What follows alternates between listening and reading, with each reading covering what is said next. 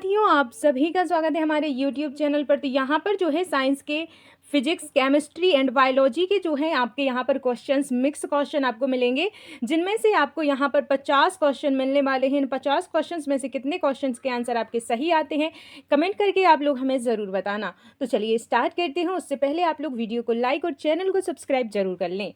तो यहाँ पर जो है आपका पहला क्वेश्चन है, यदि किसी ग्रह की त्रिज्या पृथ्वी की आधी तथा द्रव्यमान पृथ्वी का 1/4 हो, तो उस ग्रह पर गुरुत्वीय त्वरण का मान कितना होगा? तो कितना होगा? करेक्ट आंसर हो जाएगा आपका जी। क्या हो जाएगा? जी जो है आपका ऑप्शन नंबर ए आपका करेक्ट आंसर है। नेक्स्ट क्वेश्चन है, यदि किसी वस्तु का वेग दोगुना कर दिया जाए तथा द्रव्यमान अपरिवर्तित रहे तो उसकी गतिज ऊर्जा कितनी हो जाएगी? तो उसकी जो गतिज ऊर्जा होगी वह कितनी हो जाएगी? तो 4 गुना हो जाएगी। कितनी हो जाएगी?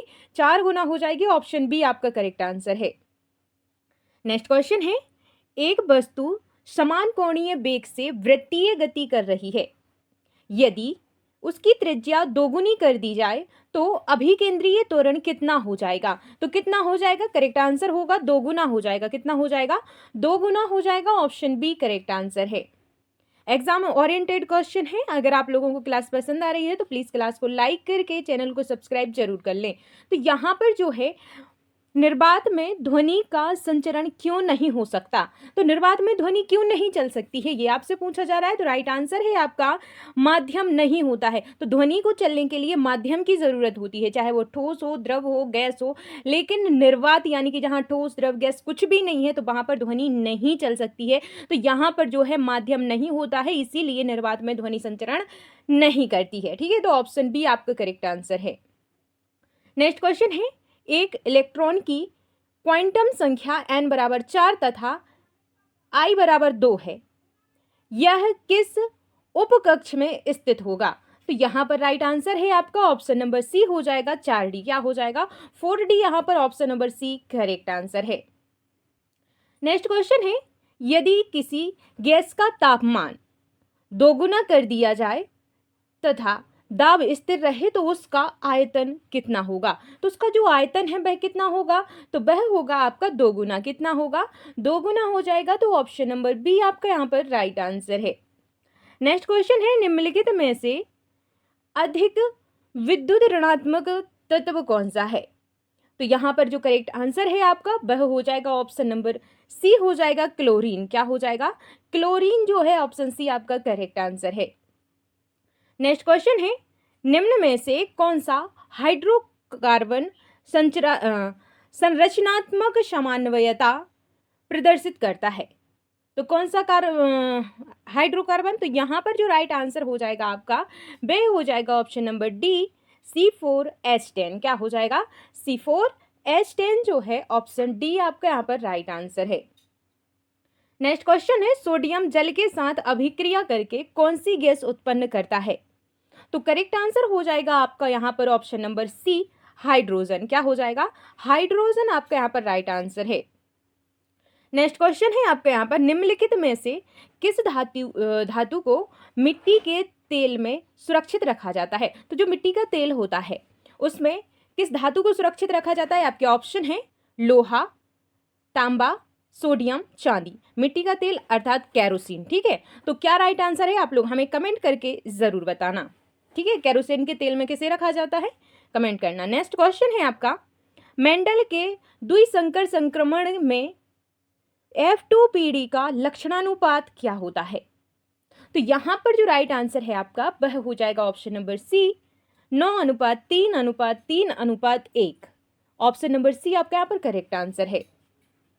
नेक्स्ट क्वेश्चन है, डीएनए में थाइमीन किस नाइट्रोजन क्षार के साथ युग्म बनाता है? तो यहाँ पर जो राइट आंसर होगा आपका ऑप्शन नंबर सी हो जाएगा। क्या हो जाएगा? एडेनिन। क्या हो जाएगा? एडेनिन। ऑप्शन नंबर सी आपका यहाँ पर राइट आंसर है। नेक्स्ट क्वेश्चन देखते हैं। यहाँ पर है, कोशिकीय श्वसन द्वारा एटीपी का सर्वाधिक निर्माण किस कोशिकांग में होता है? तो किस कोशिकांग में होता है? कमेंट कीजिए। तो यहाँ पर जो राइट आंसर है वह हो जाएगा आपका माइटोकॉन्ड्रिया। क्या हो जाएगा? माइटोकॉन्ड्रिया यहाँ पर आपका राइट आंसर है। नेक्स्ट क्वेश्चन है, पौधों में जल एवं खनिज लवणों का परिवहन किस ऊतक द्वारा होता है? तो पौधों में जो जल एवं खनिजों का जो परिवहन होता है वह किस ऊतक के द्वारा होता है? तो राइट आंसर होगा आपका यहाँ पर जाइलम। क्या हो जाएगा? जाइलम। जल का जाइलम, फूड का फ्लोएम। तो इसको याद रखना, ठीक है। तो यहाँ पर करेक्ट आंसर क्या हो जाएगा आपका? जाइलम यहाँ पर आपका राइट आंसर हो जाएगा। ऑप्शन नंबर बी करेक्ट है। नेक्स्ट क्वेश्चन है, रक्त का थक्का बनने के लिए कौन सा विटामिन आवश्यक है? तो रक्त का थक्का बनने के लिए कौन सा विटामिन आवश्यक है? तो करेक्ट आंसर होगा विटामिन के। क्या हो जाएगा? विटामिन के। ऑप्शन नंबर डी आपका यहाँ पर राइट आंसर है। नेक्स्ट क्वेश्चन है आपका, प्रकाश का अपवर्तन मुख्यतः किस कारण होता है? तो जो प्रकाश का अपवर्तन होता है वह मुख्यतः किस कारण से होता है? तो वह होता है आपका वेग में परिवर्तन के कारण। किस कारण से होता है? वेग में परिवर्तन के कारण से होता है। तो ऑप्शन बी आपका यहाँ पर राइट आंसर है। नेक्स्ट क्वेश्चन है, उत्तल दर्पण द्वारा बना प्रतिबिंब सदैव कैसा होता है? तो जो उत्तल दर्पण द्वारा बना प्रतिबिंब होता है वह कैसा होता है? तो वह होता है आपका आभासी एवं सीधा। कैसा होता है? आभासी एवं सीधा होता है, ठीक है। तो ऑप्शन सी आपका यहाँ पर राइट आंसर है। नेक्स्ट क्वेश्चन है, विद्युत धारा का एसआई मात्रक क्या है? तो विद्युत धारा का एसआई मात्रक क्या है? बहुत ही इजी क्वेश्चन है, इसलिए आप लोग इसका आंसर जो है कमेंट करके जरूर बताना। वोल्ट, ओम, एम्पियर और वाट सभी का बताना है किसके ये मात्रक हैं, ठीक है। नेक्स्ट है, निम्नलिखित में से कौन सा तत्व आवर्त सारणी के समूह 17 में स्थित है? तो कौन सा है? तो करेक्ट आंसर होगा आपका यहाँ पर ऑप्शन नंबर बी हो जाएगा, क्लोरीन। क्या हो जाएगा? क्लोरीन जो है वह आवर्त सारणी के समूह 17 में स्थित है, ठीक है। तो ऑप्शन नंबर बी आपका यहाँ पर करेक्ट आंसर होगा। नेक्स्ट क्वेश्चन है, किसी परमाणु का परमाणु क्रमांक 13 है, उसकी संयोजकता क्या होगी? तो अगर उसका जो परमाणु क्रमांक 13 है तो संयोजकता क्या होगी उसकी? तो राइट आंसर होगा 3। कितनी होगी? उसकी जो संयोजकता होगी वह 3 होगी। ऑप्शन सी आपका राइट आंसर है। नेक्स्ट क्वेश्चन है, प्रकाश संश्लेषण के दौरान ऑक्सीजन किस पदार्थ के विघटन से प्राप्त होती है? तो किस पदार्थ के विघटन से प्राप्त होती है? तो राइट आंसर होगा आपका ऑप्शन नंबर बी, जल। क्या हो जाएगा? जल आपका राइट आंसर है। नेक्स्ट है, लाइसोसोम को आत्मघाती थैली क्यों कहा जाता है? तो लाइसोसोम को जो आत्मघाती थैली कहा जाता है, पर क्यों कहा जाता है? तो यहाँ पर जो राइट आंसर है वह हो जाएगा आपका, इसमें पाचक एंजाइम होते हैं। क्या होते हैं? इसमें पाचक एंजाइम होते हैं। तो ऑप्शन नंबर सी आपका यहाँ पर करेक्ट आंसर हो जाएगा। मानव हृदय में कुल कितने कक्ष होते हैं? तो मानव हृदय में कितने होते हैं? तो मानव हृदय में 4 कक्ष होते हैं। कितने होते हैं? 4 कक्ष होते हैं। आपको कमेंट करके बताना है कि मछली के हृदय में कितने कक्ष होते हैं। तो मछली के हृदय में कितने कक्ष होते हैं कमेंट करके बताना है। और जो मानव के हृदय में 4 कक्ष होते हैं उनका क्या क्या नाम है, आप लोग यह भी कमेंट करके बताना, ठीक है। नेक्स्ट क्वेश्चन है, विद्युत चुम्बकीय प्रेरण का सिद्धांत किस वैज्ञानिक ने प्रतिपादित किया था? तो किस वैज्ञानिक ने प्रतिपादित किया था? तो करेक्ट आंसर हो जाएगा आपका यहाँ पर फैराडे। क्या हो जाएगा? फैराडे आपका यहाँ पर करेक्ट आंसर है। अगर आप लोगों को साइंस में हर टॉपिक की अलग अलग एमसीक्यूज चाहिए हैं, अलग अलग क्लासेस चाहिए हैं, कॉन्सेप्ट क्लियर करना है, तो आप लोग कमेंट करना। हम आपकी जो है हर टॉपिक की अलग अलग क्लास ला देंगे जिसमें कॉन्सेप्ट भी आपका क्लियर होगा और लास्ट में हम एमसीक्यू भी लगाएंगे। तो अगर आप लोगों को उस प्रकार की क्लासेस चाहिए हैं टॉपिक वाइज तो आप लोग कमेंट करना, ठीक है। नेक्स्ट क्वेश्चन है, यदि किसी चालक का प्रतिरोध समान रखते हुए उसके सिरों पर लगाया गया विभवांतर दोगुना कर दिया जाए तो उसमें प्रवाहित धारा कितनी हो जाएगी? तो यहाँ पर राइट आंसर होगा आपका ऑप्शन नंबर बी, दोगुनी। क्या हो जाएगा? दोगुनी जो है ऑप्शन बी करेक्ट आंसर है। नेक्स्ट है, यदि किसी चालक का प्रतिरोध 20 ओम तथा उसमें प्रवाहित धारा 0.5 ए हो तो चालक के सिरों के बीच विभवांतर कितना होगा? तो करेक्ट आंसर होगा आपका यहाँ पर 10 वी। क्या हो जाएगा? 10 V. Option B correct answer है। 2 प्रतिरोध 6 ओम तथा 3 ओम समांतर क्रम में जुड़े हैं, उनका तुल्य प्रतिरोध कितना होगा? तो उनका जो तुल्य प्रतिरोध होगा वह होगा आपका 2 ओम। क्या होगा? 2 ओम होगा। क्या होगा? 2 ओम होगा। ऑप्शन बी करेक्ट आंसर है। नेक्स्ट है, किसी उत्तल लेंस की क्षमता +5D है उसकी फोकस दूरी कितनी होगी? तो अगर किसी उत्तल लेंस की जो क्षमता है +5D है, उसकी फोकस दूरी कितनी होगी? राइट आंसर हो जाएगा आपका ऑप्शन नंबर बी, 20 सेंटीमीटर। कितनी होगी? 20 सेंटीमीटर। यहाँ पर ऑप्शन नंबर बी आपका राइट आंसर है। नेक्स्ट क्वेश्चन है, यदि प्रकाश की किरण सघन माध्यम से विरल माध्यम में क्रियांतिक कोण से अधिक कोण पर आपतित हो तो कौन सी घटना घटित होगी? तो करेक्ट आंसर होगा आपका ऑप्शन नंबर सी, पूर्ण आंतरिक परावर्तन। क्या हो जाएगा? पूर्ण आंतरिक परावर्तन। ऑप्शन सी करेक्ट आंसर है।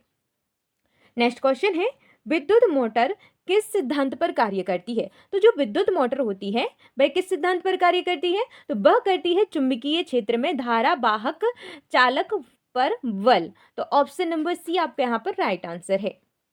नेक्स्ट क्वेश्चन है, निम्नलिखित में सबसे अधिक अभिक्रियाशील धातु कौन सी है?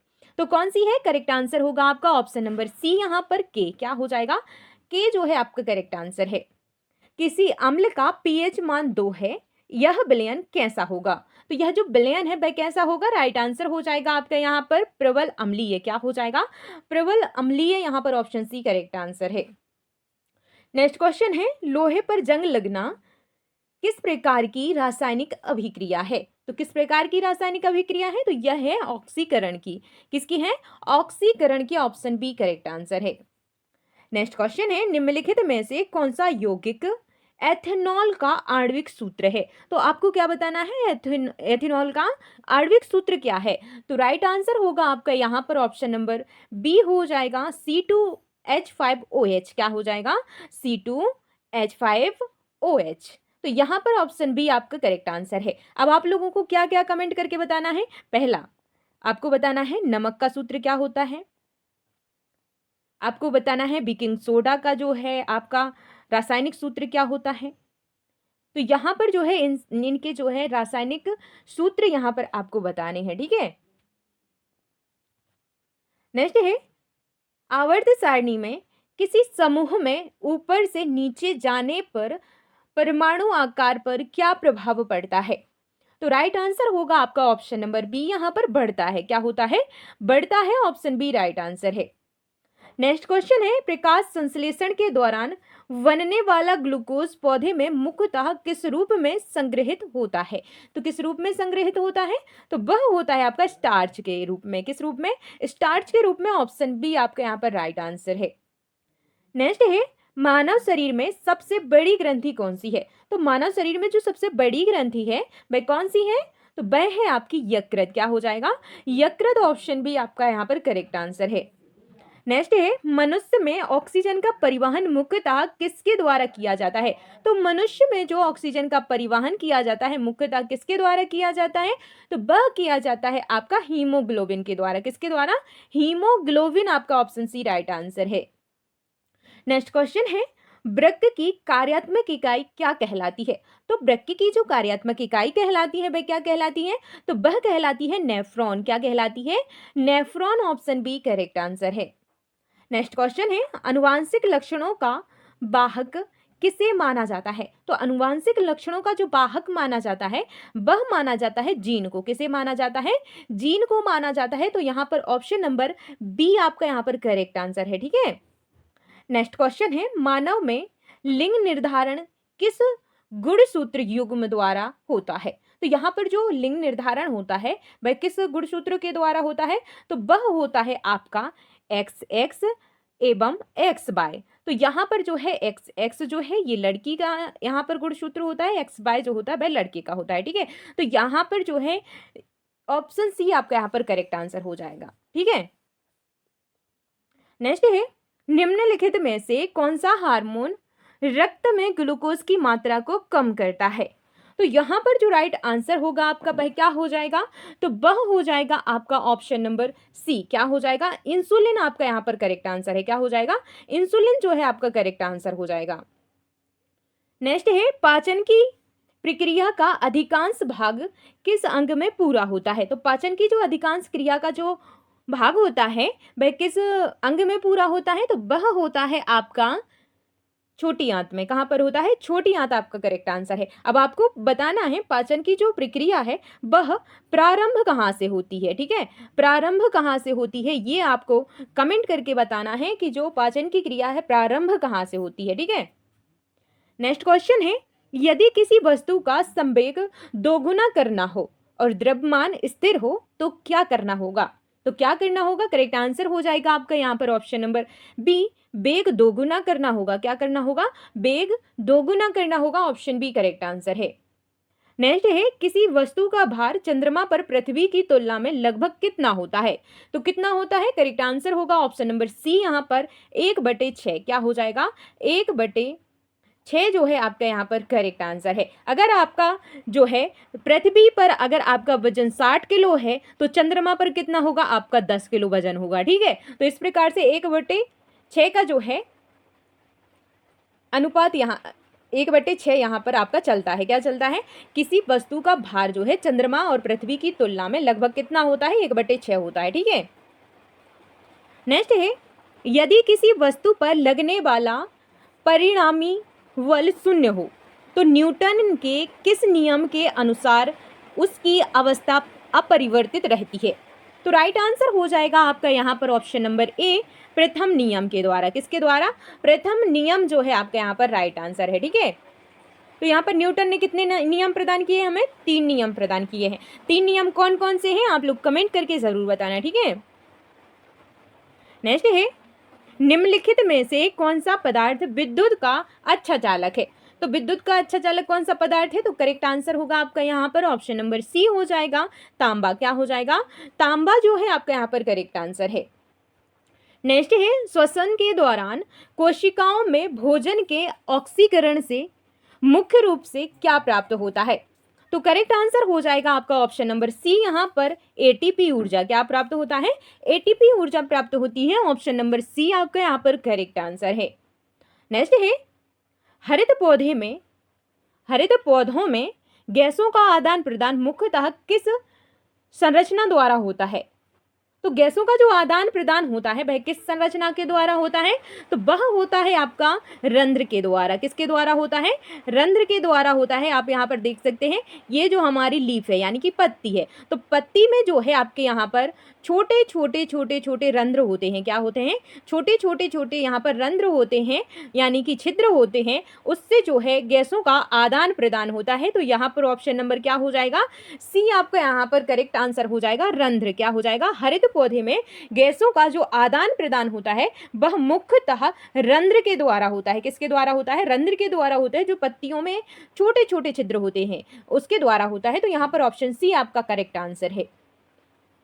नेक्स्ट है, निम्नलिखित में से कौन सा रोग जीवाणु के कारण होता है? तो कौन सा रोग है जो जीवाणु के कारण होता है? तो करेक्ट आंसर क्या होगा? तो ये जो क्वेश्चन है आपका लास्ट वाला क्वेश्चन है, तो आपको पता है कि लास्ट क्वेश्चन का आंसर आप लोगों को देना होता है। तो इनमें से कौन सा रोग है जो जीवाणु के कारण होता है? आपके ऑप्शन है यहाँ पर डेंगू, मलेरिया, क्षय रोग यानी कि टीबी और खसरा। तो क्या राइट आंसर है? आप लोग हमें कमेंट करके ज़रूर बताना। तो यहाँ पर जो है आपके 50 क्वेश्चन कंप्लीट हुए हैं जिसमें आपकी फिजिक्स, केमिस्ट्री एंड बायोलॉजी। तो यहाँ पर जो है इन 50 क्वेश्चन में से कितने क्वेश्चंस के आंसर आपके सही आए हैं कमेंट ज़रूर करना, और क्लास कैसी लगी है अपना अनुभव शेयर जरूर करना, और कमेंट बॉक्स में ये ज़रूर बताना कि आप किस एग्ज़ाम की तैयारी कर रहे हैं, ठीक है? जिस भी एग्ज़ाम की आप तैयारी कर रहे हैं कमेंट करके आप हमें ज़रूर बताइएगा। तो अगली जो क्लास है आपको इसी प्रकार से मिक्स क्वेश्चन चाहिए हैं या फिर टॉपिक वाइज चाहिए हैं, तो ठीक है आप लोग कमेंट करना। तो मिलते हैं नेक्स्ट क्लास में, तब तक के लिए जय हिंद, जय Bharat, bye bye, take care.